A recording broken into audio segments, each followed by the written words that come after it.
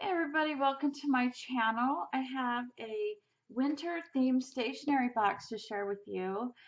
But before I do, I would like to ask if you would hit that like button and subscribe to my channel. I'd love to have you join me for my upcoming videos.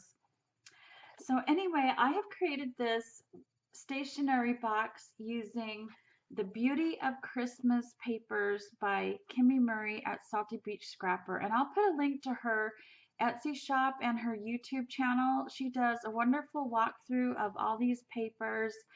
They are so beautiful. And I also go over that a little bit in my very first uh, part one of my tutorial. There's a 3-part tutorial. Not too long. I just broke it up. Um, I don't know, just I didn't want the video too long, and but you can make this. I teach you how to make this stationery box from scratch, and I also go over kind of how I decorate it and everything, and the elements inside the box. So, anyways, so I was asked to design a project by Kimmy, and um, this was before Thanksgiving, and a lot of things happened between then and now.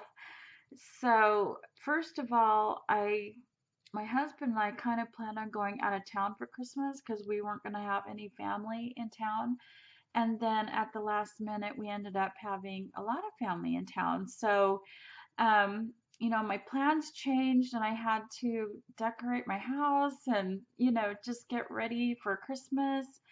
And then I got really sick. So, um, in the tutorial, you'll kind of hear me getting sick anyway, I think. But, and then I still haven't totally got my voice back. And um, so I do apologize for any of that inconvenience. I know it's horrible to have to listen to that on a video, but anyway, there was at one point where I could not speak. I mean, I really had no voice. So, um, anyways, so I just really kind of lost my mojo. I just didn't do anything. I mean, I never even walked into the craft room. So you'll see that in the tutorial. Anyway, I had really intended to make this more of a Christmas themed box, but as time went by and I didn't get it done by Christmas, I thought, you know what?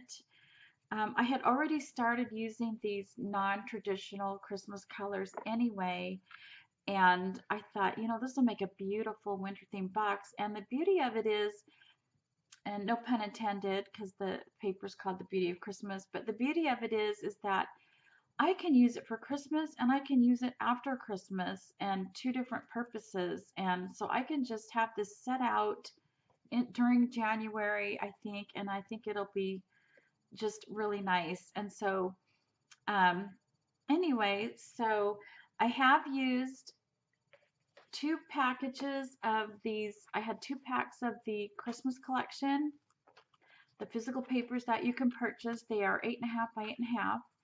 And then I also used the digital collection, which I printed out, and I will show you that as we go along. So I did a little bit of both, and in my tutorial I do explain um, how I used what and what I did with the papers. I did a little bit of distressing here and whatnot. I teach you how I made the envelope um, stack and everything. So um, a little bit about the cover. I do go over that in my tutorial with the products I used. But the little roses I did not have on the box at the time, and these are from Renee Bouquets. I did distress them. I put some gathered twigs on there. I watered it down with a paintbrush, and I did that inside the little gaps of the roses, and then I went over it with some white gesso. So that's one thing that I did not have in the tutorial. Um, and yeah, I think it came out really super pretty. I love the wintry, snowy look of it. I don't know if you can pick it up on camera, but there is some like icy colored glitter on the leaves and stuff. And so anyway, let me tell you a little bit about my idea for this. So using it for Christmas, I made this top envelope so that it can be opened. So what I will do during Christmas time is I will keep my receipts in here. In the past, I've just kind of shoved them in a drawer somewhere, and that's probably not the best thing to do. But I like to keep my receipts because you never know if something's, they open up the package, something's wrong, and I have had this happen to me before. The cashier did not activate a gift card. So I always keep those little scraps of receipt they give you to show they activated the gift card. So I always make sure I get those now and have them activated, or just to prove that yes, indeed, it was purchased and it was activated. So that's a good recommendation aside from the project here. So I'm going to keep my receipts in here. And then when I continue to use this after Christmas, well, of course you have to keep it after Christmas for quite a while, right? The receipts. I usually don't throw those away until like February. So, but that's what I'm going to do here. And then also I'm thinking I could make, I could put other things in this after Christmas as well. So anyway, I'm going to open this up. Oh, you know what? Let me show you the sides. Duh. Okay, so I have a little magnetic closure here, and this is one of the journaling cards that I've cut to fit on top of this closure, and it's held with a magnet. I used a fairly sturdy magnet for that. Added a few of that greenery right there, and this really pretty green ribbon. It was already tied in a bow, and I thought, oh my gosh, I'm just going to throw that on there. It's cute. And I did the lanterns all the way around. I think this is so pretty. And I love the blush with the green. I think it's such a wintry look and so soft and beautiful. I did not do anything on the bottom. I just didn't feel like I needed to. It's always going to be sitting on a table. And I debated whether or not to use feet. And I just thought, you know what? No, it's going to be easier for me to have it just as it is. So I do teach you how to make this closure and everything. So you can make this start to finish just like it is. And so open this up, and I do have some decorative paper here, and just keeping it simple and clean and really pretty. And then on the inside here, you can see that I have my stationery box, and when I tilted it up, my pen fell out. But this is the little area for my pen, and I can fit, a number of pens in here, like 2. I can stack up and maybe fit a third one, or a pencil, and I can put a little eraser here, and so I teach you how to make this little raised portion here so that you can do that. I teach you how to make the dividers, and so it can be a little tricky and fussy, but it's really not. Nothing about this is really hard, I don't think. So don't let that intimidate you. It's really not. So let me show you the cards that I made. So I have one left because like I said, I ordered 2 packages of the Christmas paper. So these journaling cards, I used some of it for the closure that you just saw, and on the back side I used that for the closure. So I don't have all the cards left over to make actual Christmas cards, but what I did have left over I made into little cards. And I just did simple cards because I don't know, sometimes you just need a Christmas card to throw in an envelope, right? And it's got all this stuff on it, it just doesn't mail really well. And so I'm going to be making envelopes for these, but so I just did something simple, like put this onto a green cardstock. That's all I did. And this one, I added the green and the white, and I did distress with my scissors the edge of that, kind of give it a little more shabby feel. And And sometimes I like to add ribbon across the, or wrap ribbon across the top there and tie a bow, and that seems to fit in an envelope okay. So I can do that later on if I decide to. And then I had a couple of the smaller ones left. And so I just, kept it really simple, added some distress ink, and this one added a little bit of red, making it a little more festive with that really pretty poinsettia there at the top of the card. And that fits into this little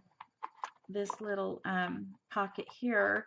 And I just made this little pocket just for, you know, just things like this, just little tiny cards. Included a few tags, like maybe I need to put a tag on something um, as a gift, or whatever. And oh my gosh, I was gonna put strings on these to show you how cute they look with strings, and I totally forgot about the strings. But anyway, these are from the digital collection, and you get two. When you print out an 8.5 by 11, you get two to a sheet, and and there's 3 different designs here. And so I've got these little tags, and then also there was this here, and this could be a tag or a frame or whatever you want to use it for. I decided to make it a pocket. So I measured about 2 inches from the bottom here and folded it over, and then I rounded my corners, and then I added another piece of paper here. And what I will do is, in fact, I'll do it right now. I'm just going to add glue to the sides there. So I just added glue to along the sides here, and now I have a little tiny pocket. So, and I can even, use something like this for a junk journal or, whatever. But I just thought it was a fun little piece that's in the digital collection. And also, I did leave this portion long because I thought I might want to make some scaled down slimline cards. So I can fit 3 by 7 slimline cards in here. They'd be scaled down a little bit from the original size, but I think that's okay. And so anyway, but I can stack a lot of cards in here. And then also I thought too, I can make another notepad out of just a regular notepad. I'll just chomp it down with my big chomper and make a little skinny notepad to write lists. Like, I do have this notepad, but I can have one for card lists, one for to-do lists, one for just to jot down my memories for a December daily. All that stuff I can put in a notepad, and I could probably fit a notepad and a ton of cards in here. So the only thing I probably won't be able to fit in here are the envelopes, and that's something that I'd probably make as I go anyway. So anyway, and I have one more thing from the digital collection to show you, and that is this envelope. And so I just cut it out and inked it down, and then I have this cute little envelope ready to go. And in fact, I could even maybe put one of these cards in here. They're a little small for this envelope, but that's okay. So anyway, so I have that, and let me just take this out so you can see how pretty the box looks inside without anything in it. So isn't that really pretty? And it's really once you get the know-how of how to do this, you can make boxes in any type of configuration that you want. So I think it's a really fun knowledge skill to have, and you can make some really fun stationery boxes with this technique. So anyway, let me show you the notebook, and I do show you how I made this in my tutorial part 3, so I won't go into all of that. But these are all papers that I printed out from the digital collection, and I tell you how I printed them out in the tutorial. But I was thinking that this would be a good card list or gift idea list, to-do list for Christmas. You could jot down recipes in here for your entertaining, just whatever you need. So I can really see how another notepad would be really helpful with this. Now I'm thinking after Christmas, I can use, I can make another notepad and use it for setting goals. I can use it for, um, lists. I like to do a lot of spring cleaning after Christmas, so to speak. Spring cleaning as not necessarily in spring, but you know what I mean, right? Like to do a lot of organizing and of my house in January. I can write things that I want to accomplish and all this stuff. So I just think this is a great little idea, and I'm really happy that I kind of went with the more winter theme, because then I don't have to have it just sitting out at Christmas. I can have it sitting out all winter long, including December and January and even into February. I think it's going to be a really fun addition to my craft room. I'll keep it on the shelf there behind my desk, and so anyway, this is my winter theme project. I hope you guys enjoy it. I hope you guys check out the tutorial. I will put a link to that below. And anyway, so happy winter. I hope it hasn't been too cold for you. Um, I know that it hasn't been for me. I live in the desert Southwest, so it hasn't been too bad, except for a couple blustery, wintry, windy days that were super cold. But other than that, it's been pretty good. So anyway, you guys, have a happy and safe winter, and don't forget to like and subscribe. Catch you next time. Bye.